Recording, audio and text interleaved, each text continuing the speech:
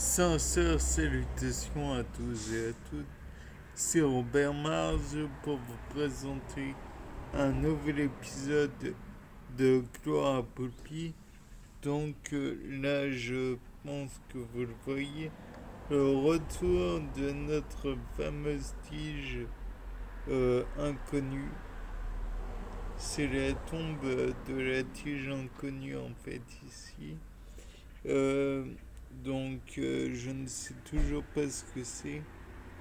Et de plus, je voulais vous montrer un petit truc. Je sais même pas si c'est visible.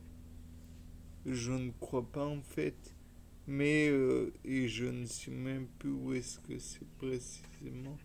Peut-être là. Oui, ça doit être ça. Et j'ai pris l'idée de mettre un noyau de prune, non pas Prunus vulgaris, mais Prunus domestica, avec un noyau de pêche qui est donc un Prunus persica, si je me rappelle bien. L'intérêt de la chose, c'est que j'imagine que comment dire, les deux espèces vont pouvoir s'échanger plus aisément leur matériel génétique, étant donné que c'est des pronus dans les deux cas. Donc il y a moins de barrières génétiques entre les deux. Peut-être y aura-t-il une facilité, entre guillemets, de résistance à la déshydratation apportée par un pêche pour la prune. Et donc celle-ci qui à la base pousse dans nos contrées aura peut-être plus de résistance.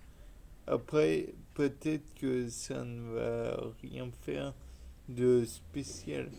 Peut-être que ça ne va pas engendrer non plus de prunier particulier.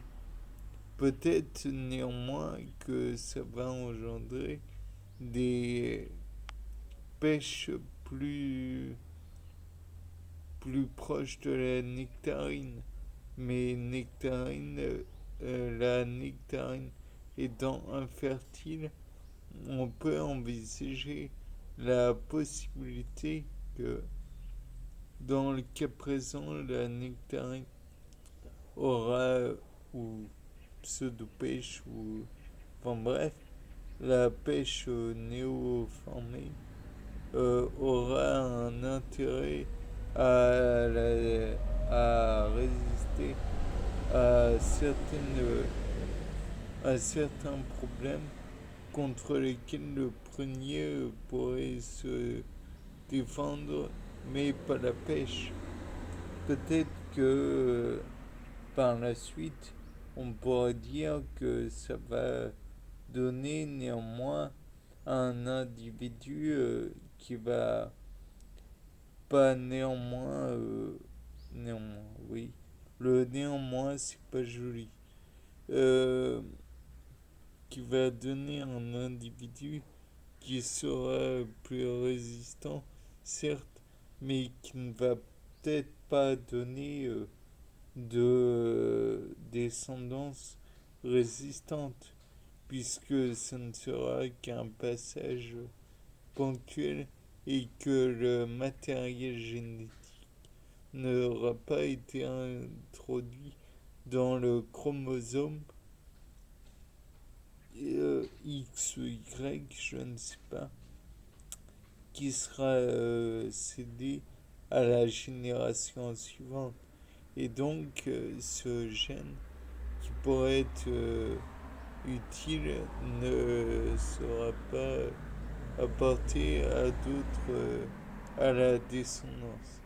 Par la suite, on voit qu'il y a pas beaucoup d'évolution dans la plante.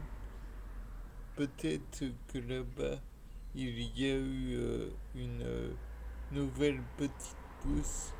Je ne sais pas. Je ne vois pas bien. Et je ne veux pas affirmer des choses totalement incohérentes. Bien, c'était Robert Mars pour un nouveau Gloire à Poulpi. Au revoir.